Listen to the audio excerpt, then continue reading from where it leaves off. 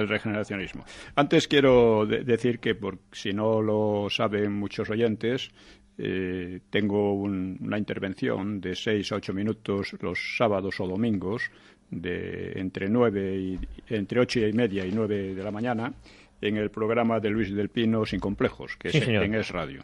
Bien. Luis del Pino Sin Complejos, la verdad es que es el programa hermano, En cierta medida.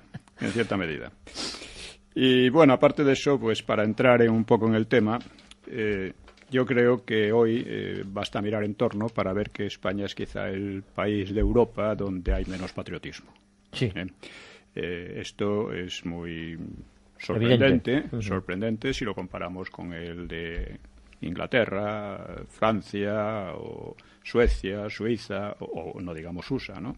Que son países muy patrióticos. Fíjate, son muy patrióticas, incluso la opción política por la que uno se decante, ya sean de izquierda, de derecha, exactamente. Son muy patriotas. Aquí no. Exactamente. Aquí no. Claro, esta hispanofobia que hay entre nosotros está muy relacionada también con otros fenómenos, como es la corrupción enorme que hay en el país, en la clase política, como es la escasísima creatividad cultural. Hoy España culturalmente se ha convertido en una especie de imitación barata de la cultura anglosajona. Quizás de los peores momentos históricos donde menos creatividad cultural está habiendo, ¿no?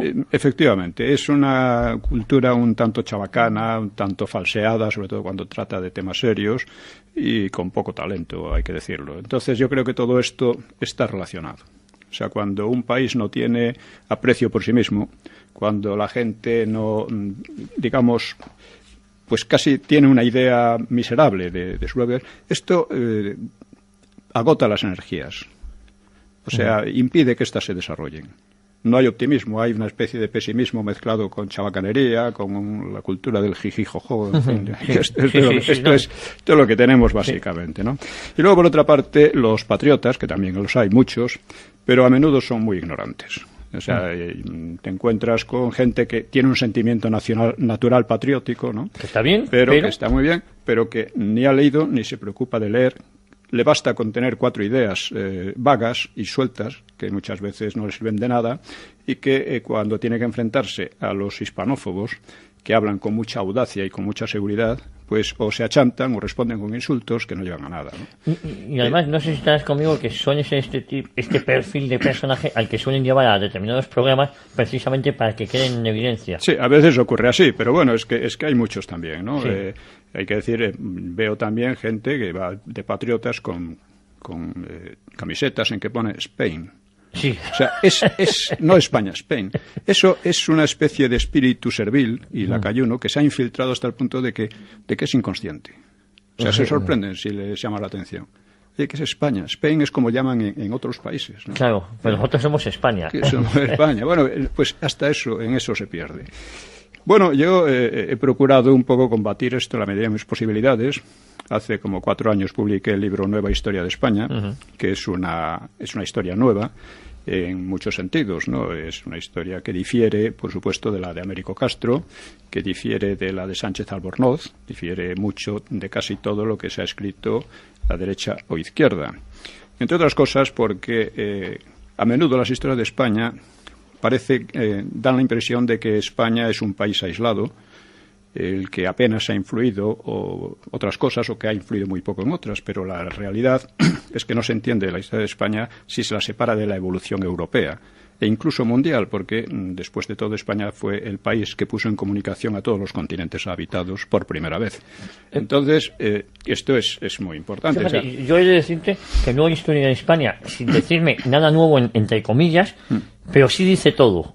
No sé si me entiendes lo que te quiero... es un enfoque muy nuevo. Eso es lo que diciendo por cosas... poner un ejemplo ya desde su entrada, o sea, establece que España nace con la Segunda Guerra Púnica. Eso es. Esto es fundamental, porque España no es simplemente un territorio. Si fuera un territorio, Al-Ándalus sería España también, pero era todo lo contrario de España, ¿no?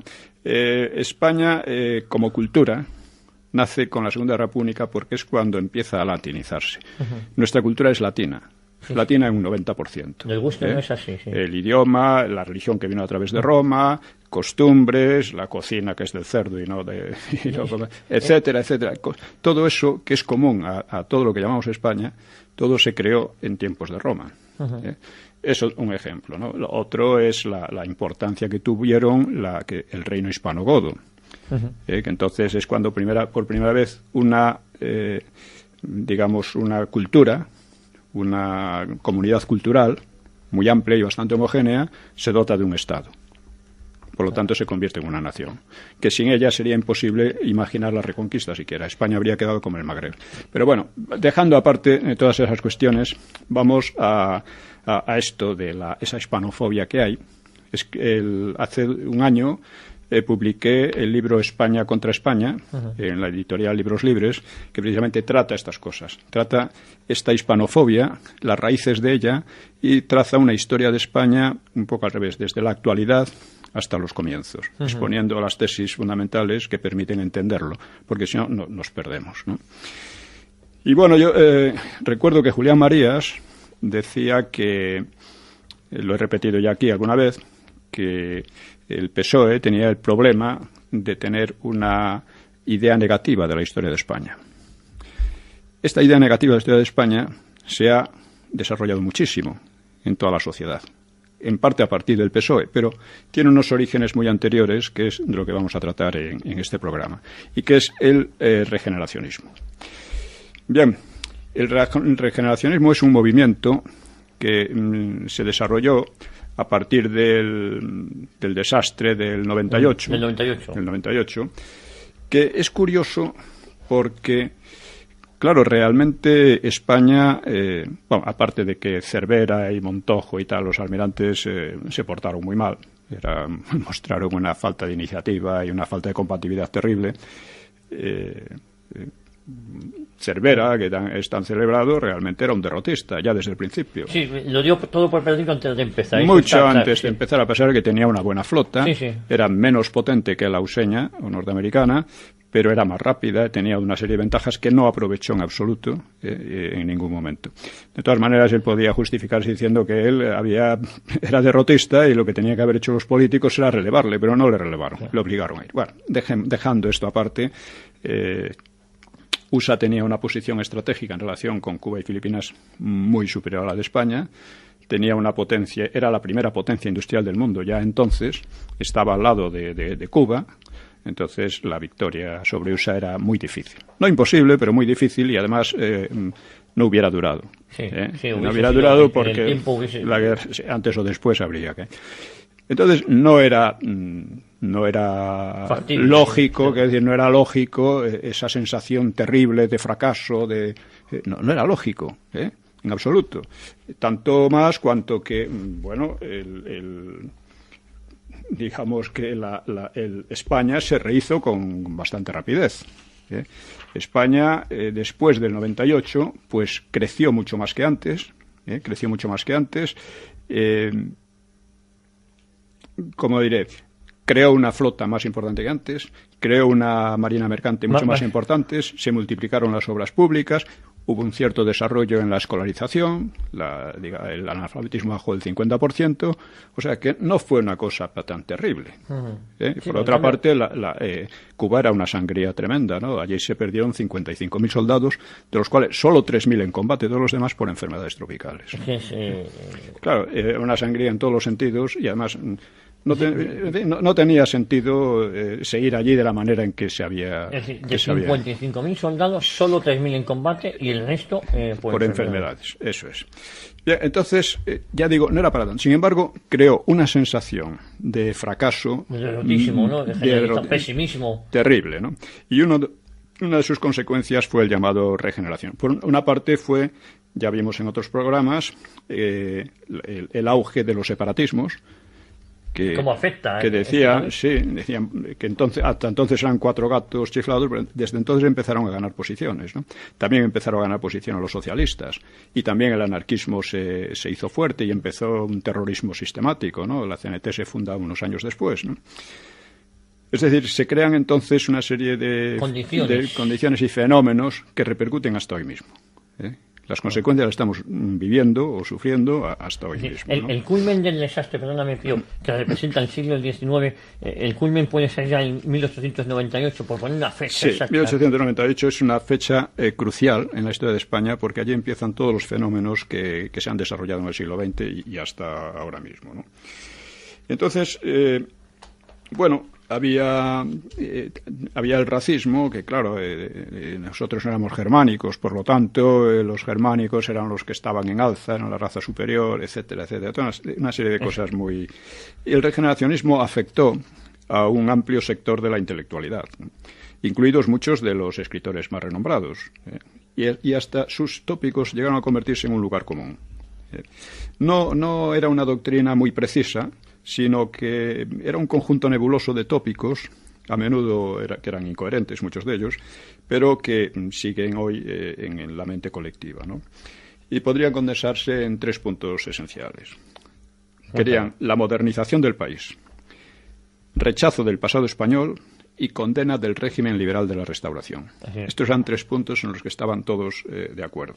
A la modernización del país le llamaban la regeneración, pero como veremos todo esto era muy contradictorio, ¿no? Claro, modernización, hay que ver a qué llamaban modernización, europeización, ¿no? etcétera. Ya lo veremos. Entonces, voy a exponer brevemente pues las opiniones de varios de los principales representantes. El más destacado y el más conocido era Joaquín Costa. Claro, yo te quería preguntar quiénes eran, ¿no? Sí, eso es. Pues vamos a verlos. En primer lugar, Joaquín Costa, que pues el desastre le perturbó mucho y proponía solucionar los atrasos del país. O sea, hablaban como si España pudiera estar en condiciones de rivalizar con USA, que era ya la primera potencia industrial del mundo, ¿no? O que todo podía cambiar de la noche a la mañana con alguna receta mejor o peor. Entonces Joaquín Costa proponía solucionar los atrasos del país, pues eso, con la consigna escuela y despensa. Era un lema razonable, pero también bastante simple, porque él pensaba en una economía agraria mejorada. No le gustaba mucho la industrial, le pasaba como a Sabino Arana. Es decir, que hay una modernización, pero hablaba siempre desde un no definía cómo se llenaría la despensa, ¿no? Y tampoco qué es lo que se enseñaría en la escuela. Pero en la escuela, por lo pronto, había que enseñar una historia que, aunque saltaba algunos rasgos del pasado hispano, lo presentaba sobre todo como un extravío, como una equivocación, hasta desembocar en lo que llamaba una nación frustrada. España era una nación frustrada. Con ese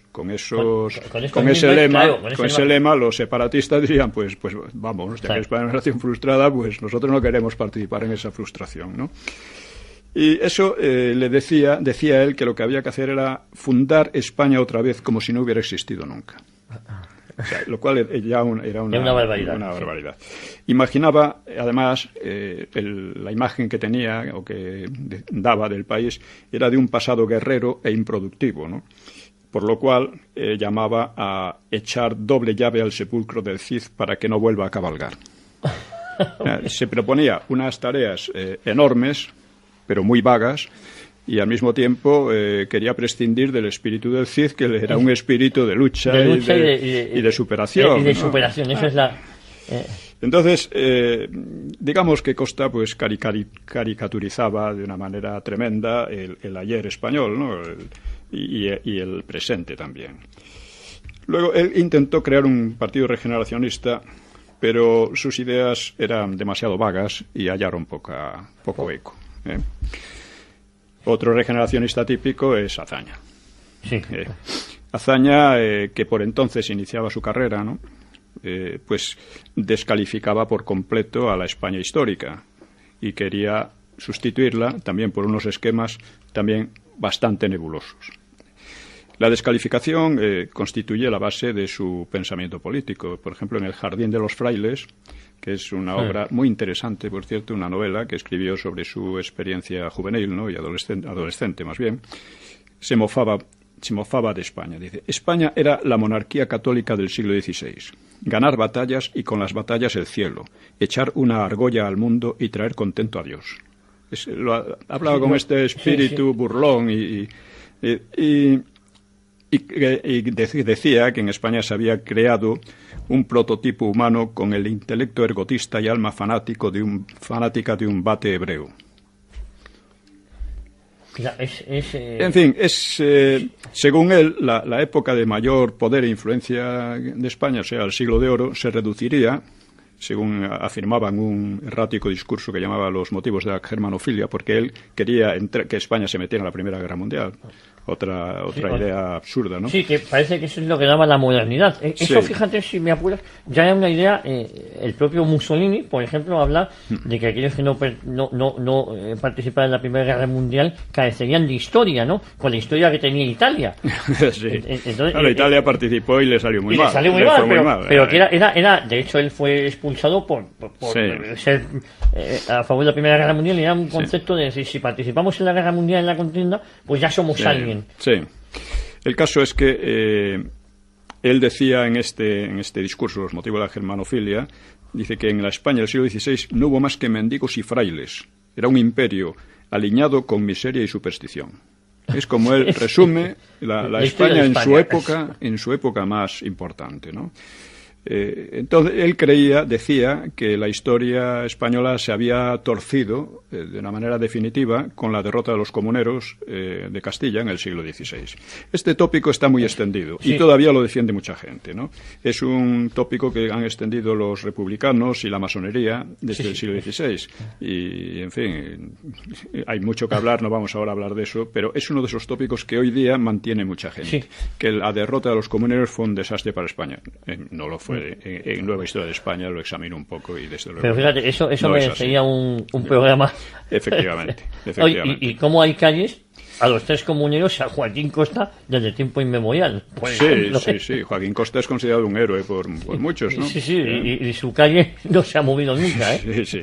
Y el propio Azaña, en otro discurso, 3 generaciones del Ateneo, en vísperas de la República, que fue cuando interviene ya de lleno en la política, promoviendo un golpe militar para traer la República, por cierto, pues comparó el pasado español con una sífilis hereditaria.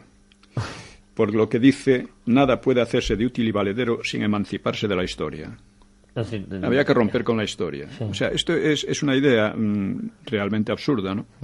Como si el mundo empezara en el momento en que a él le gustaba, ¿no? El mundo ha empezado hace mucho tiempo, la historia de España ha empezado mucho tiempo y es necesario conocerla y asimilarla y no caricaturizarla como ellos hacían. El regeneracionista lo que pretende es una refundación de la nación española, ¿no? Sí, por eso él decía que esta enfermiza herencia histórica pues requería una empresa de demoliciones dirigida por llamaba él la inteligencia republicana, que se apoyaría en los gruesos batallones populares, es decir, en los sindicatos izquierdistas, y ya sabemos lo que le pasó, ¿no? Eran ideas realmente disparatadas que reflejaban más bien una especie de, como diríamos, de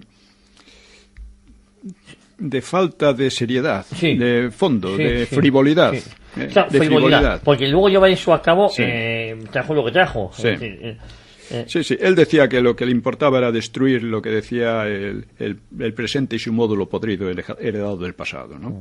Esta estrategia fue la que le llevó a una situación que desembocó en la guerra civil, ¿no? Sí, por eso digo que es muy fácil plasmarlo en bonitas palabras o en un libro. Sí, o sea, evidentemente tenía buenas intenciones. O sea, uno no puede decir que no creo que haya políticos que quieran hundir a España deliberadamente, pero lo que importa no son las buenas intenciones, lo que importa es el hecho, su programa, sus resultados y los hechos reales.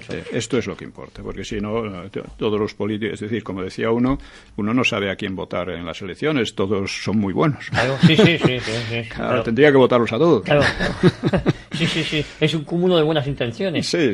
Pero claro, es necesario un análisis un poco más profundo de la realidad y de la historia. Y lo que conlleva lo que nos está pidiendo cada uno de esos buenos análisis llevados a la práctica, ¿no? Claro, eso es.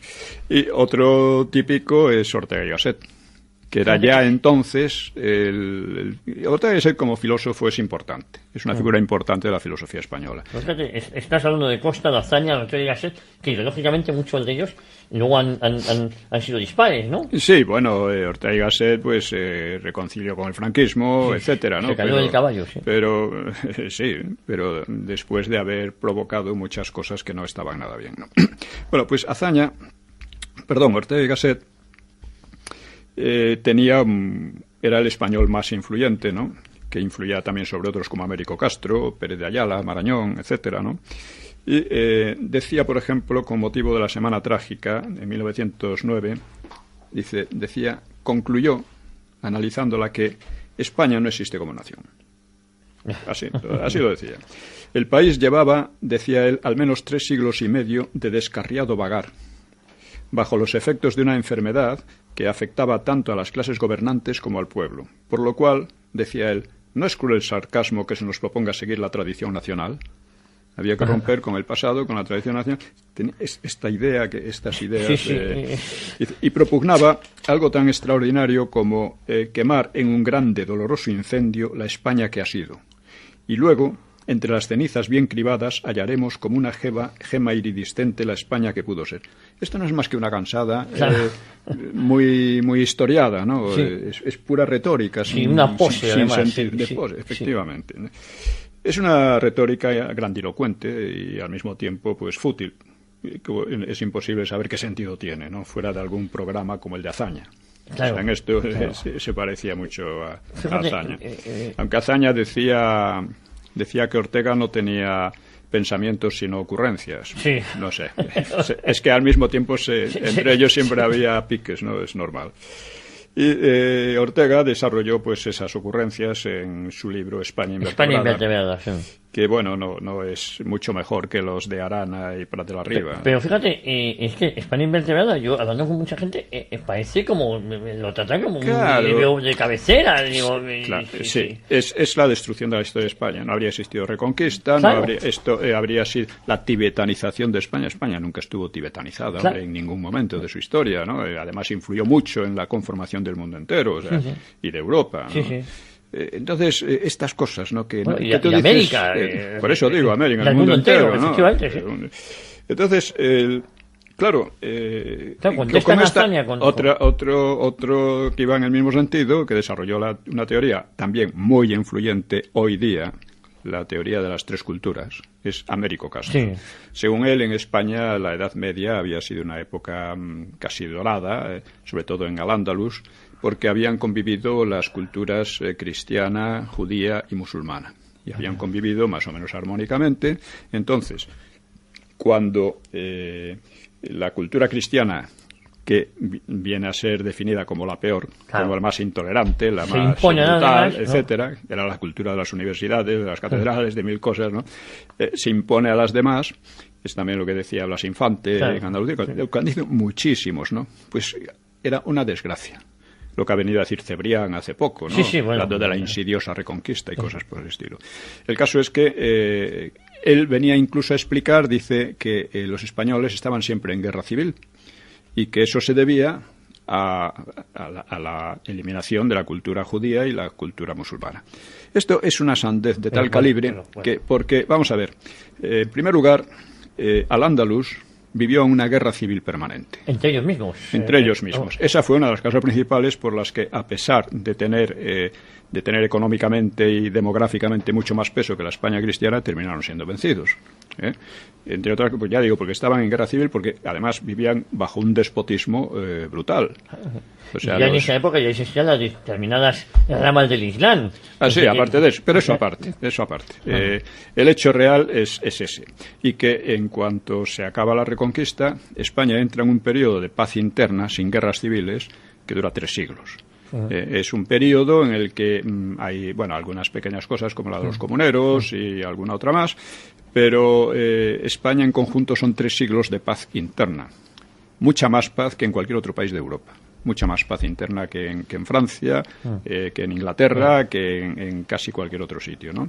Y Y sin embargo, esta gente insiste en que la historia de España es una historia de guerras civiles, de cainismo y todos esos tópicos absolutamente irrelevantes, ¿no? Porque no conocen o no quieren conocer la historia real. Sí, España se convierte en un país de guerras civiles en el siglo XIX, después de la invasión francesa, que deja al país dividido de manera irreconciliable. Hay 3 guerras civiles, aunque una de ellas es insignificante, no es muy pequeña, la Segunda Guerra Carlista. La tercera tampoco es demasiado importante.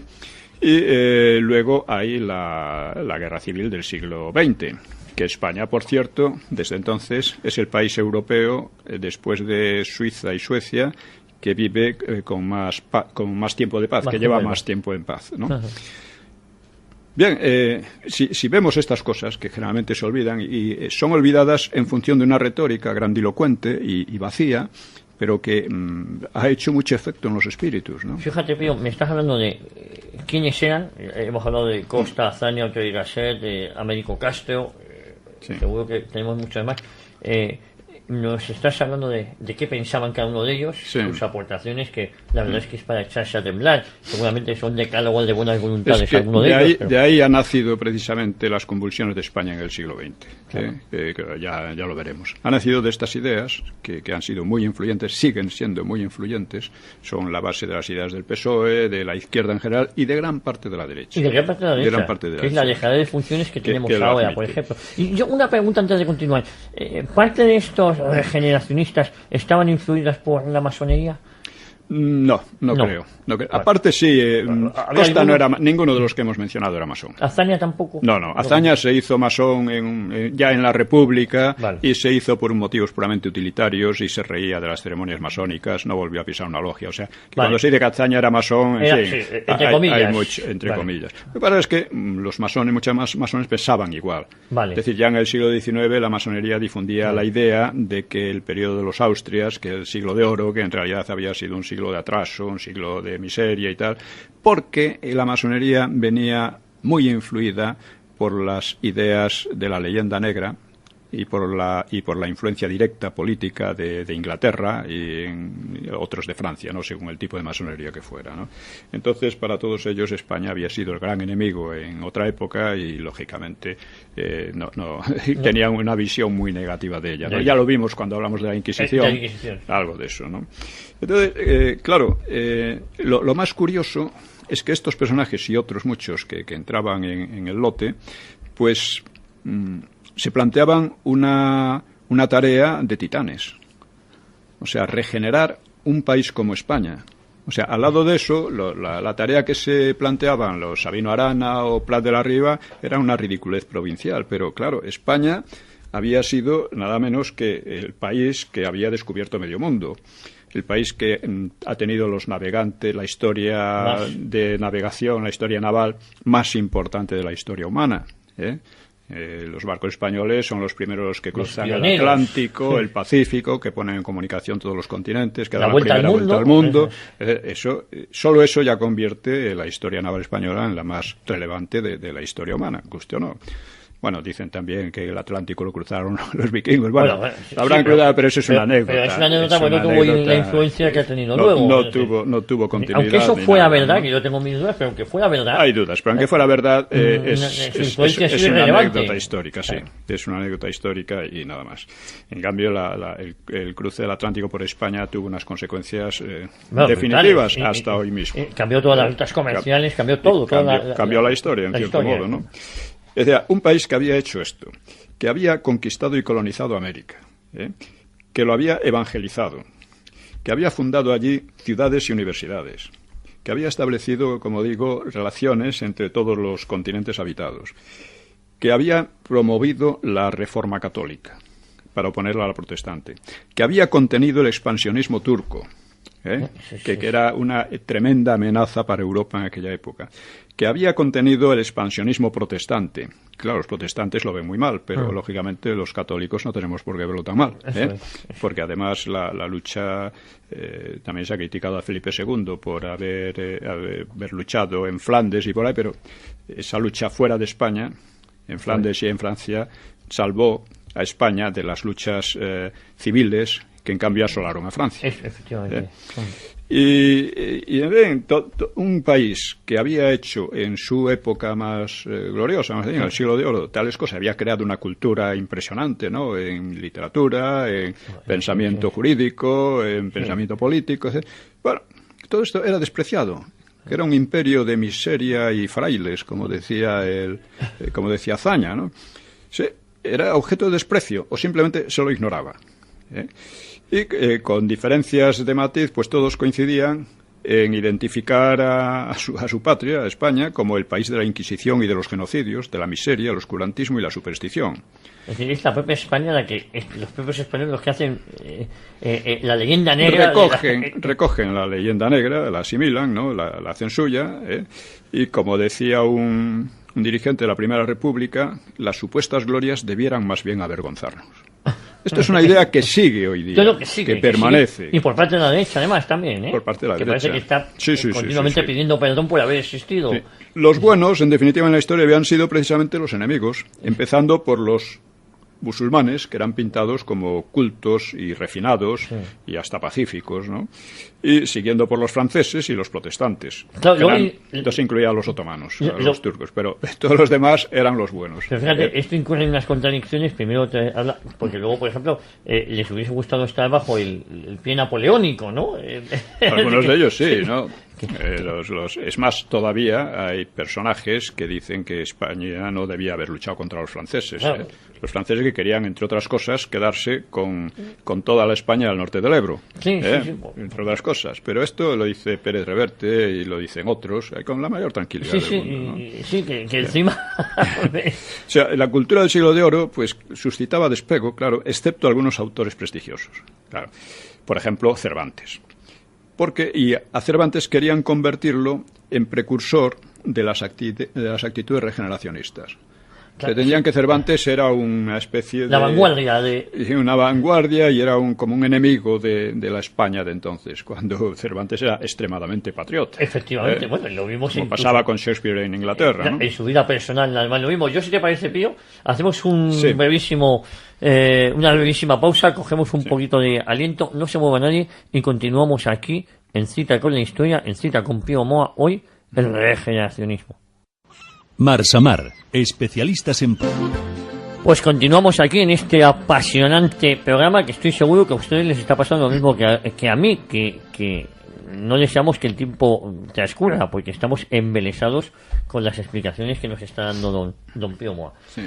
Bueno, yo he escrito Nueva Historia de España y España contra España en gran medida para clarificar estas cosas y contrarrestar las cosas, pero contrarrestarlas con argumentos y datos, lógicamente, no a base de exabruptos o de retórica. Claro, pues, no, es verdad que hay un denominador común en contra de lo que gente que te haya podido intentar descalificar, es que en todos tus libros, en toda tu obra, hay un denominador común, que es que todo lo documentas perfectamente. Es decir, tú no eres de opinión fácil, es más, tú te basas siempre en datos, en fechas, en historia. No, pocas veces das tu propia opinión, quiero decir. Sí, no, es que las conclusiones salen del propio conocimiento de los hechos, ¿no? Ahí voy. En gran medida, ¿no? Que no son libros de opinión, sino que son libros basados en una sucesión de hechos. La verdad es que les han irritado mucho. Y yo lo comprendo porque demuelen una gran parte de su argumentario, ¿no?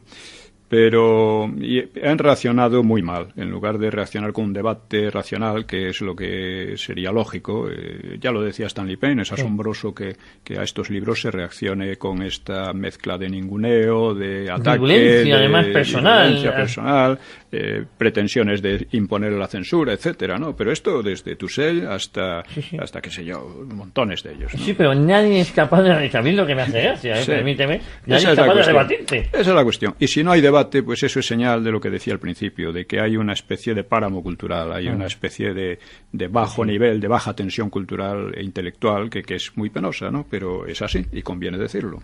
También por esto vuelvo a llamar, como siempre, a nuestros oyentes a que se movilicen un poco, porque la historia debe ser conocida si no queremos repetir lo peor de ella. Tengo varios oyentes que todos los domingos me llaman, entre ellos Julio Cano, que me dicen que ellos están cumpliendo con esa obligación, con ese deber que es traer más oyentes aquí a este programa.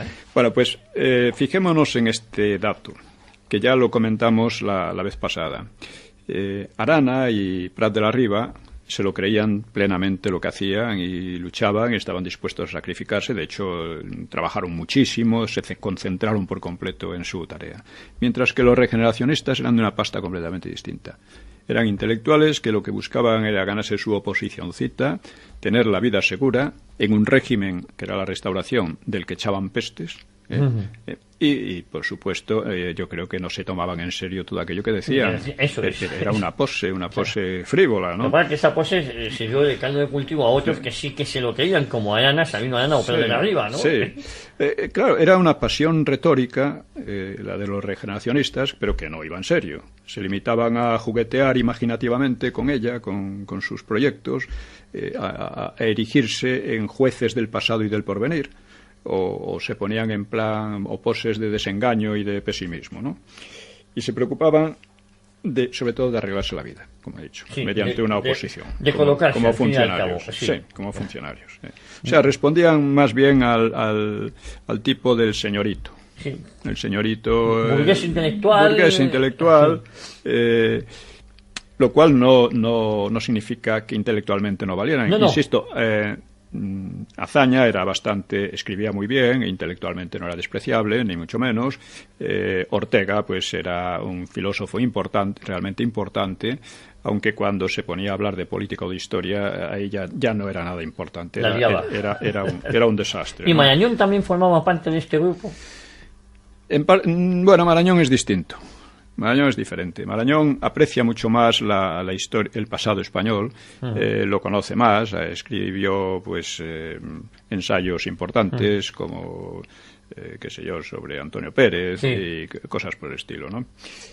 O sobre Enrique IV, que reflejan un verdadero que eran ensayos reales. Sí. Es decir, no era retórica sin más, que es lo que mataba a estos otros, ¿no? Y por otra parte, hay que decir que a pesar de todo la nación española pues no necesitaba invenciones como si las necesitaba la supuesta nación vasca o catalana, ¿no? Porque la huella de su pasado pues estaba presente en medio mundo, en los numerosos países hispanohablantes, ¿no? En los nombres hispanos extendidos por el Pacífico y por América, en la expansión católica, todo eso era obra de España. Y claro, los hechos son los hechos, ¿no? Y no pueden ser despreciados, ¿no? Pero esta gente los despreciaba así.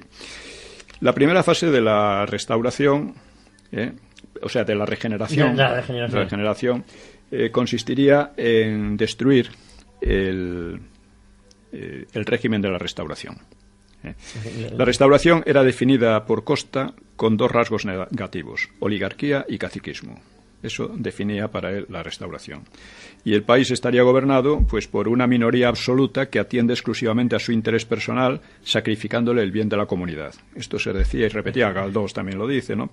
Costa calificó a esa minoría como necrocracia, el poder de lo muerto, de lo inútil, una losa aplanadora sobre las energías populares. Esta es la visión que daban del régimen en el cual ellos prosperaban, estudiaban, opositaban, se hacían funcionarios, etcétera, ¿no?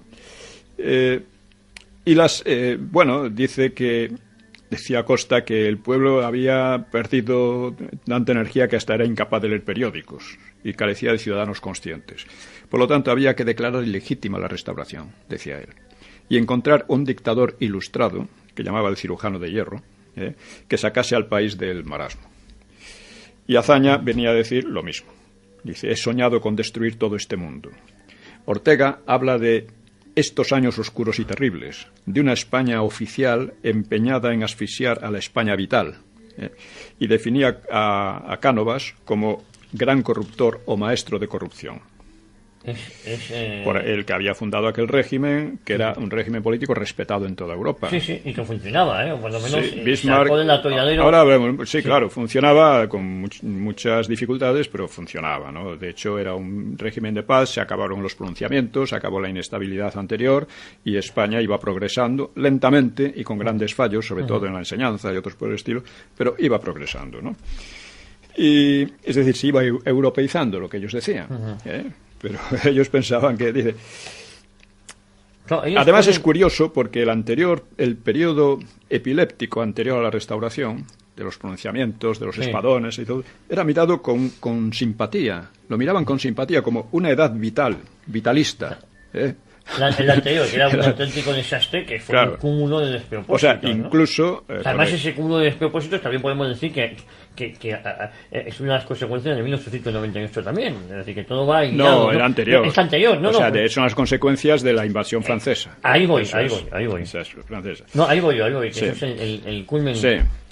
Que fue en el 1808. Sí. Entonces, escritores y artistas como Valle Inclán pues embellecían incluso el terrorismo anarquista, romántico, o aplaudían a un socialismo que realmente no entendían, como ocurrió con Ortega o Unamuno. Decían que el socialismo, que era una doctrina utópica y ya muy violenta ya entonces, ¿no?, en sus propósitos, ¿no? El socialismo decían que era un factor de modernización. Entonces, había, claro, parte de la crítica era justa. O sea, en la Restauración había bastante corrupción electoral y municipal, y muy poca atención a la enseñanza, desprotección a los trabajadores manuales, etcétera. Todo esto era verdad, pero se iba superando, aunque poco a poco se iba superando, ¿no? Sí, pero la solución no era lo que ellos proponían, claro, ¿no? Y ellos además exageraban, porque no hacían un verdadero análisis y eran muy propensos a utopismos, ¿no? Que ignoraban la evolución del país y las dificultades reales y la necesidad de tiempo para mejorar. Es decir, no se podía hacer de la noche a la mañana. Ellos parecían ignorar que presentaban la Restauración como un régimen completamente estancado, en que no pasaba nada, en que todo era deleznable, ¿no? Y la verdad es que había mejoras importantes, ¿no?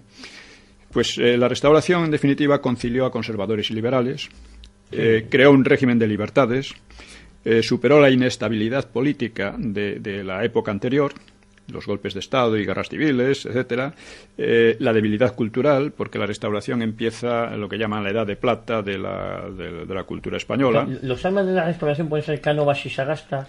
Sí, fundamentalmente Cánovas. Cánovas. Fundamentalmente Cánovas es el que realmente la funda, ¿no?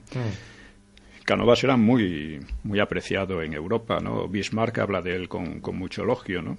Lo considera uno de los grandes estadistas de la época.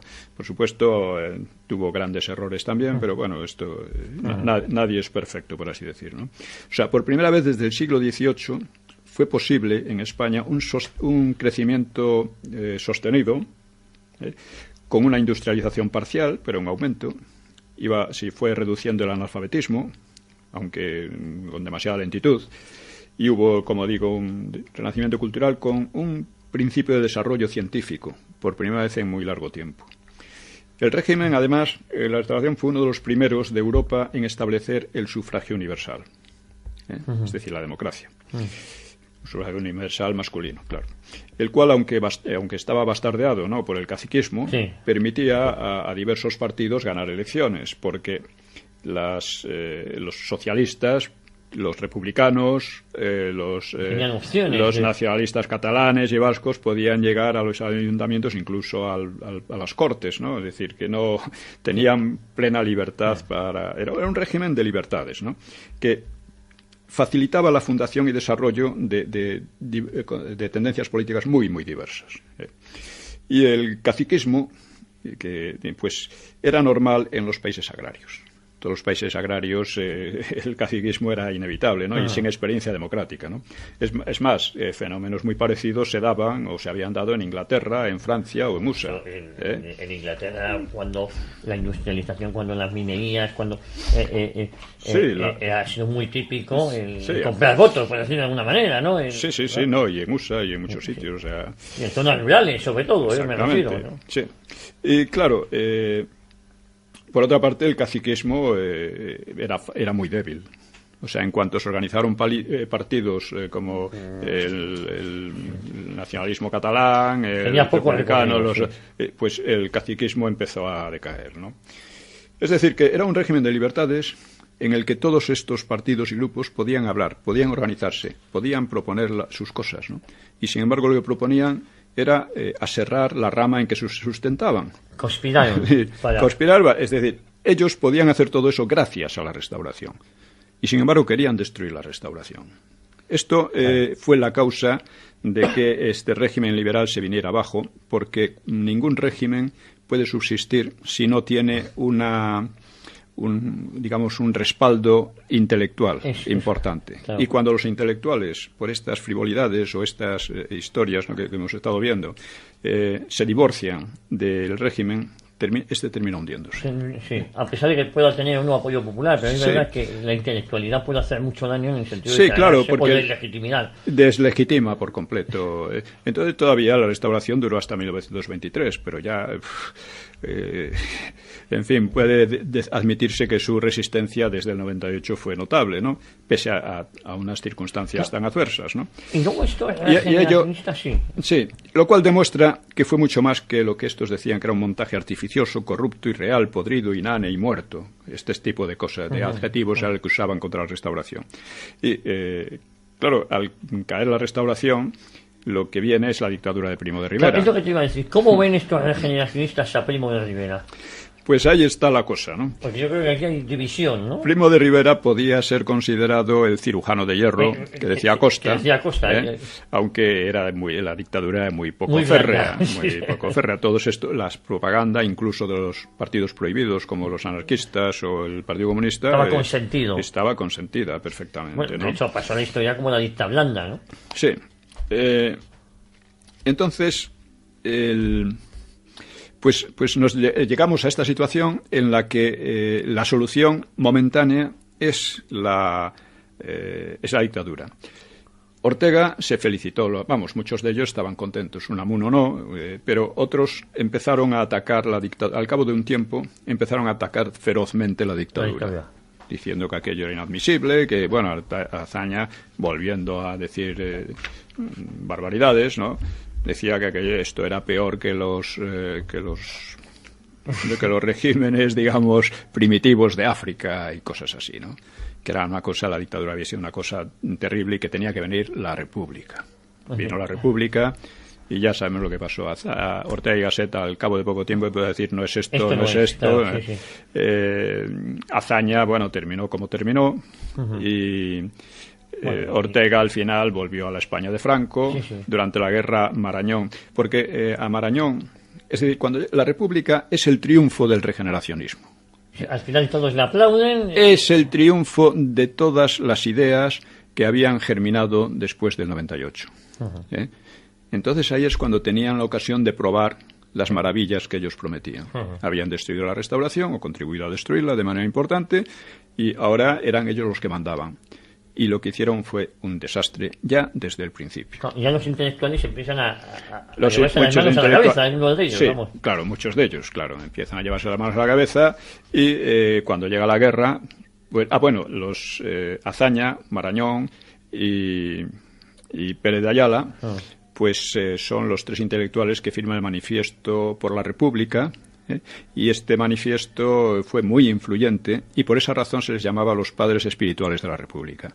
Los padres espirituales de la República, cuando llega la guerra civil, se pasan al bando de Franco, empiezan a hablar de la República con un lenguaje que no se puede, que no se oye ni siquiera en los franquistas más. Tanto Ayala como Marañón. Ortega se dedica a atacar a los intelectuales que fuera de España apoyan al Frente Popular. Y dice, en concreto Einstein, pero también en Einstein están otros muchos. Dice, estos señores no tienen la menor idea de la historia de España ni de lo que es España y sin embargo hablan con una suficiencia allí desde sus cómodos sillones en los clubs ingleses y cosas hablan con una suficiencia apoyando a un régimen que está persiguiendo a los intelectuales porque otra de las cosas que se ha dicho es que con la guerra civil se exilian muchos intelectuales, lo cual es verdad, pero se exilian la mayoría de ellos, sobre todo al principio, huyendo del Frente Popular, no del franquismo. Claro. No del franquismo. Claro, luego quedan como intelectuales, por ejemplo, Rafael Alberti, que deja mucho que desear.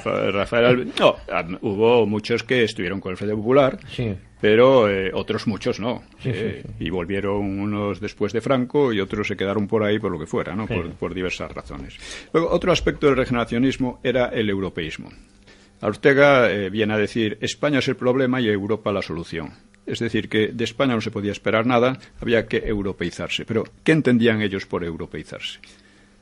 Para ellos Europa no era Europa, era Francia, claro, un poquito también Inglaterra y Alemania. Claro. Eso era Europa. Claro. Bien, eran tan ingenuos Ingenuos, y tan faltos de capacidad analítica que eran totalmente incapaces de ver cómo aquella Europa iba hacia una guerra feroz, una guerra salvaje, en la cual algunos de ellos querían que nos metiéramos nosotros también, para europeizarnos, supongo. Claro. Sí. Ya lo intentamos en la Primera Guerra Mundial. Sí.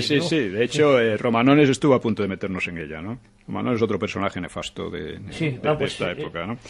Y el caso es que solo se salva Cánovas del Castillo de esta época. Pero fíjense, bueno, Cánovas lo asesinaron ya antes del 98, un poco antes, ¿no? Pero lo asesinó un terrorista italiano relacionado con la masonería. Sí, anarquista, relacionado con la masonería, ¿no? Y bueno, como digo, o sea, eran incapaces de analizar, o sea, así como a España la analizaban de una manera absolutamente demencial, o sea, no sé cómo, sí, pero de una manera puramente retórica, pues Europa valía todo. Pero es que no tenían la menor idea de Europa, es decir, no hay en ellos ningún análisis real de lo que llaman Europa. Les sorprende la guerra mundial, la Primera Guerra Mundial, entre aquellas potencias que ellos veían tan pacíficas, tan seguras, tan prósperas y tan progresistas, ¿no? Y les sorprende por completo, pero es que el europeísmo debe ser capaz de promover pues estudios, análisis, aunque sea libros de viaje. Fíjate. No hay ni un libro de viaje por Europa que valga la pena. O sea, esto era charlatanería pura. Pío, y ahora que estamos llegando al final de nuestro programa, ¿cuál es la influencia de estos regeneracionistas a día de hoy? Bueno, la influencia es, creo que con lo que he dicho, queda bien de manifiesto que es una influencia tremenda. Es una influencia además corrosiva y destructora, porque es en la que está en la base de los separatismos, en la base de la demagogia socialista, en la base de la rendición intelectual de la derecha, porque la derecha ha hecho suyas gran parte de... Afecta a un bando y a otro, ¿no? Afecta por primera vez. Sí. Decíamos el otro día que la izquierda y los separatismos han venido bastante aliados durante casi todo este tiempo y que la novedad actual es que la derecha se ha sumado también, gran parte de la derecha. O sea, cuando Rajoy sigue la política de Zapatero en relación con la ETA, en relación con los separatismos y tal, pues estamos en una situación históricamente nueva. Y la base de todo ello parte del regeneracionismo. Y fíjate, en la época del regeneracionismo, a partir de 1998, ¿hay algún intelectual que le ponga, que se oponga? Se opuso, por ejemplo, Menéndez Pelayo. Menéndez Pelayo tiene una evolución. Al principio está en la idea de... O sea, la España real que él describe en parte es cierta, ¿no? De la España antigua, la España del siglo de oro. Pero claro, no, España no puede seguir siendo el martillo de herejes ni nada por el estilo. Es otra situación. Él mismo evoluciona. Menéndez Pelayo se convierte en el intelectual de la Restauración, el que defiende la Restauración, lo cual le vale la ira de carlistas y de tradicionalistas y de integristas, ¿no? Pero es el intelectual de la Restauración. Es decir, propone una España evolutiva de libertades y naturalmente defendiendo la verdadera historia de España. Es decir, en la Restauración se oponen tanto carlistas, que podrían ser los más integristas, como liberales o socialistas. Sí, claro, los integristas eran tremendos, eran más papistas que el Papa, porque el Papa estaba de acuerdo con la Restauración, pero ellos no, ellos por poco excomulgan al Papa, ¿no? En fin, es una situación un poco extraña. Pero por desgracia, Menéndez Pelayo se quedó solo, fue marginado, fue ninguneado y ese ninguneo persiste hasta hoy, ¿no? Y era un gran intelectual, uno de los más importantes de Europa en su tiempo. Y al final, lo que comentábamos, esto es la influencia que ha llegado a nuestros días, una deja de funciones por parte de los conservadores o de la derecha, por llamarlo de Efectivamente. Si no conocemos las claves de nuestra historia, pues nos encontramos pues expuestos a todo tipo de demagogias. Y contrarrestar toda esta demagogia es muy importante. Por eso este programa y por eso insisto en que los que tengan interés se movilicen y no no lo escuchen pasivamente. Sí. Fíjate, hay una cosa que me preocupa, por ejemplo, del actual Partido Popular, ¿no?, del Centro Reformista, es cuáles son sus bases intelectuales en las que se apoyan. No las tiene. Eso me preocupa, eso es una cuestión económica. Es una especie de liberalismo muy vacuo, muy... no tiene realmente ideas. O sea, si Rajoy ha adoptado las posiciones de Zapatero en la práctica, por eso se ha dicho que este es el tercer periodo de Zapatero, ¿no? La tercera legislatura de Zapatero, pues es porque no tiene ideas. Su idea es que la economía lo es todo y que resolviendo la economía se resuelven todos los problemas. Y lo demás mejor no hablar. Eso, exactamente. Claro. Él cree, ¿por qué? Porque no tiene una idea de España, no tiene una idea de la democracia tampoco, no tiene una idea de nada. Entonces, como no tiene ideas propias, pues asume las del enemigo, que es lo que está ocurriendo con la derecha ahora. Asume la idea del enemigo. Me ha gustado esa expresión. Tal como aquellos intelectuales del 98 asumían los tópicos de la leyenda negra. Pío, la semana que viene hablaremos del derrumbe de la República. El derrumbe de la República. Es un tema muy, muy interesante. Muy apasionante. Cómo se vino abajo la República. Pues Pío, muchísimas gracias por un domingo más, por haber estado aquí con nosotros. Encantado. Bueno, y a todos ustedes ya saben, el próximo domingo, aquí a las 4 de la tarde, con Pío Moa, con el que les hablaremos del derrumbe de la República. Otro tema apasionante que a buen seguro no les dejará indiferente. Hasta la próxima semana, amigos.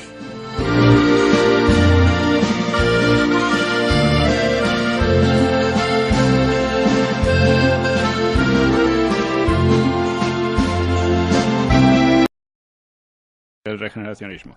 Antes quiero decir que, por si no lo saben muchos oyentes, tengo una intervención de 6 a 8 minutos los sábados o domingos, entre 8 y media y 9 de la mañana, en el programa de Luis del Pino Sin Complejos, que es en Es Radio. Luis del Pino Sin Complejos, la verdad es que es el programa hermano, en cierta medida.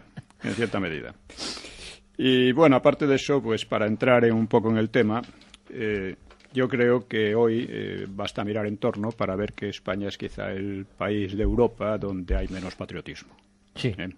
Esto es muy sorprendente si lo comparamos con el de Inglaterra, Francia, o Suecia, Suiza, o no digamos USA, ¿no?, que son países muy patrióticos. Fíjate, son muy patrióticas, incluso la opción política por la que uno se decante, ya sean de izquierda, de derecha, exactamente, son muy patriotas. Aquí no. Exactamente. Aquí no.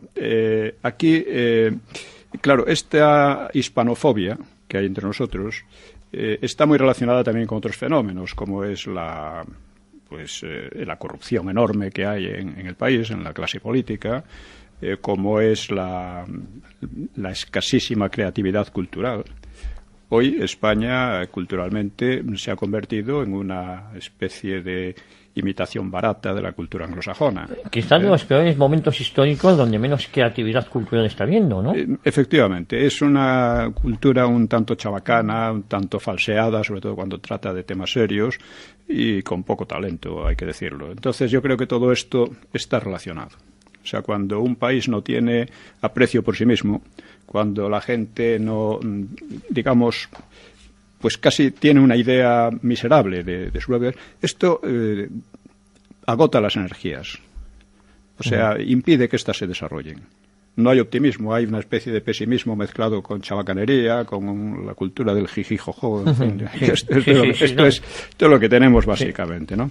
Y luego, por otra parte, los patriotas, que también los hay muchos, pero a menudo son muy ignorantes. O sea, te encuentras con gente que tiene un sentimiento natural patriótico, ¿no? Que está bien, pero que está muy bien, pero que ni ha leído ni se preocupa de leer. Le basta con tener 4 ideas vagas y sueltas, que muchas veces no le sirven de nada, y que cuando tiene que enfrentarse a los hispanófobos, que hablan con mucha audacia y con mucha seguridad, pues o se achantan o responden con insultos que no llevan a nada, ¿no? Y además, no sé si estarás conmigo, que suele ser este perfil de personaje al que suelen llevar a determinados programas precisamente para que queden en evidencia. Sí, a veces ocurre así, pero bueno, es que hay muchos también, ¿no? Sí. Hay que decir, veo también gente que va de patriotas con camisetas en que pone Spain. Sí. O sea, no España, Spain. Eso es una especie de espíritu servil y lacayuno que se ha infiltrado hasta el punto de que es inconsciente. O sea, se sorprenden si les llama la atención. Oye, ¿qué es España? Spain es como llaman en otros países, ¿no? Claro, pero nosotros somos España. Que somos España. Bueno, pues hasta eso, en eso se pierde. Bueno, yo he procurado un poco combatir esto a la medida de mis posibilidades. Hace como 4 años publiqué el libro Nueva Historia de España, que es una historia nueva en muchos sentidos, ¿no? Es una historia que difiere, por supuesto, de la de Américo Castro, que difiere de la de Sánchez Albornoz, difiere mucho de casi todo lo que se ha escrito a derecha o izquierda. Entre otras cosas porque a menudo las historias de España dan la impresión de que España es un país aislado, el que apenas ha influido o otras cosas o que ha influido muy poco en otras, pero la realidad es que no se entiende la historia de España si se la separa de la evolución europea e incluso mundial, porque después de todo España fue el país que puso en comunicación a todos los continentes habitados por primera vez. Entonces, esto es muy importante. Fíjate, o sea, yo he de decirte que no hay historia de España, sin decirme nada nuevo entre comillas, pero sí dice todo. No sé si me entiendes lo que te quiero... es un enfoque muy nuevo. Eso es lo que diciendo por cosas... poner un ejemplo ya desde su entrada, o sea, establece que España nace con la Segunda Guerra Púnica. Eso es. Esto es fundamental, porque España no es simplemente un territorio. Si fuera un territorio, Al-Ándalus sería España también, pero era todo lo contrario de España, ¿no? España, como cultura, nace con la Segunda Guerra Púnica porque es cuando empieza a latinizarse. Nuestra cultura es latina. Latina en un 90%. El gusto no es así, sí. El idioma, la religión que vino a través de Roma, costumbres, la cocina que es del cerdo y no etcétera, etcétera. Todo eso que es común a todo lo que llamamos España, todo se creó en tiempos de Roma. Eso es un ejemplo, ¿no? Lo otro es la importancia que tuvieron el reino hispano-godo. Que entonces es cuando por primera vez una cultura, una comunidad cultural muy amplia y bastante homogénea se dota de un Estado. Por lo tanto, se convierte en una nación, que sin ella sería imposible imaginar la reconquista siquiera. España habría quedado como el Magreb. Pero bueno, dejando aparte todas esas cuestiones, vamos a esto de esa hispanofobia que hay. Hace un año publiqué el libro España contra España, en la editorial Libros Libres, que precisamente trata estas cosas. Trata esta hispanofobia, las raíces de ella, y traza una historia de España un poco al revés, desde la actualidad hasta los comienzos, exponiendo las tesis fundamentales que permiten entenderlo, porque si no, nos perdemos, ¿no?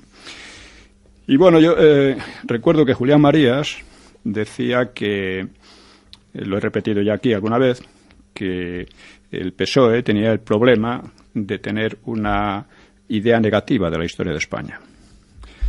Esta idea negativa de la historia de España se ha desarrollado muchísimo en toda la sociedad, en parte a partir del PSOE, pero tiene unos orígenes muy anteriores, que es de lo que vamos a tratar en este programa, y que es el regeneracionismo. Bien, el regeneracionismo es un movimiento que se desarrolló a partir